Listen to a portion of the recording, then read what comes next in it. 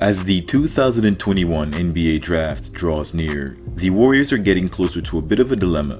The core of Steph Curry, Klay Thompson, and Draymond Green are not getting any younger, so the front office has to be thinking not just of the current, but of the future as well.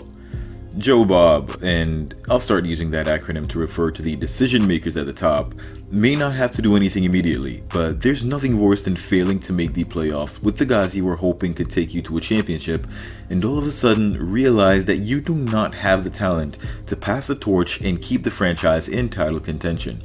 Not only does it require you to reset and go hunting for talent, but the road back to a championship could be quite long and arduous. Just ask the Knicks. Not bad enough to get a top pick, but not good enough to be considered a threat. So you sit there in mediocrity and watch the years go by as your team struggles to make the playoffs, but too good to tank, never having enough luck to get a first, a second, or even a third pick. This is nothing short of a tragedy. This is why, with the current crop of talent in this year's draft, the Warriors have to make the best of the assets they have. Now obviously there is the option to trade their picks, and if Joe Bob does that, then all of this goes out the door. I made a separate video discussing trade options with these picks, but should the alternative happen and Joe Bob keeps the picks, here are the best options for the Warriors. Hey, what's happening everyone? This is Swish. If you've been watching the videos and like the content, please hit that like button, subscribe to the channel, and hit that notification bell so you stay updated on my latest videos. Today's video is about the Warriors' upcoming draft picks in the 2021 NBA Draft. Now most of this is speculation as to where these players will end up, but based on official mock draft boards and scouting reports, we have a fairly good idea of the players that are going to be off the board by the time Minnesota's pick comes around.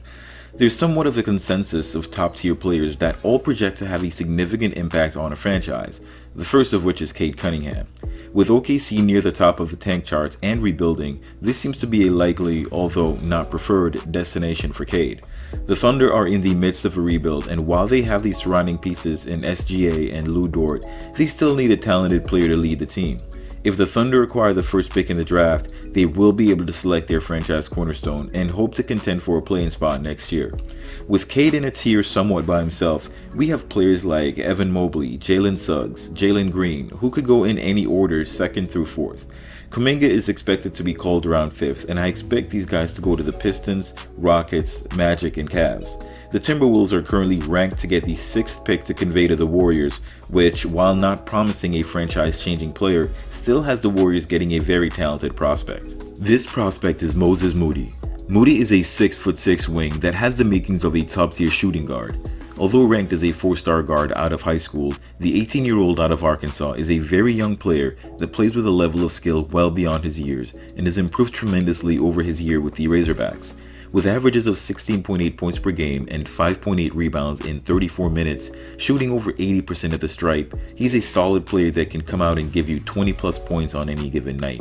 While you can't expect a rookie to come into the NBA and put up those types of numbers, don't be surprised when he does.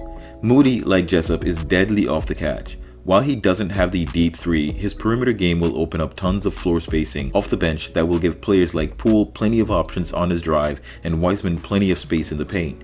While in college, Moody shot just under 36% from 3, and these numbers should translate as he typically takes his shots from NBA range. While he's an excellent shooter, he isn't content to just get his numbers behind the arc and will drive in the paint, pick and pop for a mid-range jumper, or he'll finish around the rim with an efficiency around 48%. He's not particularly explosive, but he reminds me a bit of D'Angelo Russell in that he controls his pace, doesn't get sped up, so he's very deliberate with maneuvering in order to get off his shot. While he's not an elite defender, his solid rebounding skills show that he's willing, and when you consider his length and overall game IQ, will make it much easier for him to provide NBA level defense. His weakness is that his playmaking could use improvement, however, it'll make a lot of sense when we consider who the Warriors should select with their first round pick. As we go further down the draft, a couple of very interesting players move into perspective. One particular player that comes to mind is Josh Giddey, a 6'8", 18-year-old who won't turn 19 until October, who this year played in the National Basketball League for the Adelaide 36ers. If I'm not mistaken, he might be the youngest player in this draft. Giddey has faced off a number of times with Jessup, however the two play very different roles and take a very different approach to the game. Giddey is what I would consider a taller Jason Kidd, a gifted passer who can rebound with the best of them.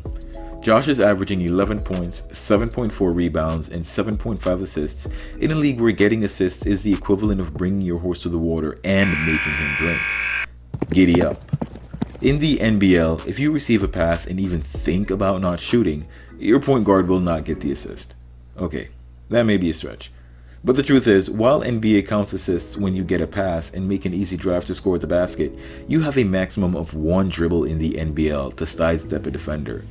Anything else and the assist goes away. Josh Giddey is also the youngest player since LaMelo Ball to get a triple-double in the NBL, and both average similar rebounds and assists. LaMelo is more of a scorer than Giddey, however you see how well LaMelo transitioned to the NBA, so you can expect Giddey to be a very effective facilitator and rebounder. Giddey's vision on offense is right up there with the best this draft class has to offer, and in my opinion is second to none in the draft overall. His shooting could use some improvement at 29% from 3, but he was more efficient at other stages of his career. This brings me to the point I made earlier regarding the selection of Moody with the Timberwolves pick. The dynamic that allows the Warriors core trio of Steph, Clay, and Dre to work so efficiently on offense is a similar dynamic to what will work for Poole, Moody, and Giddy. Poole is an excellent scorer and able to break down defenses with some playmaking skill. Giddy is an above average rebounder with good size, can dissect defenses, and Moody is the off the catch or dribble drive shooter that will keep defenses true. With the ball moving in between these 3 players, they become unstoppable.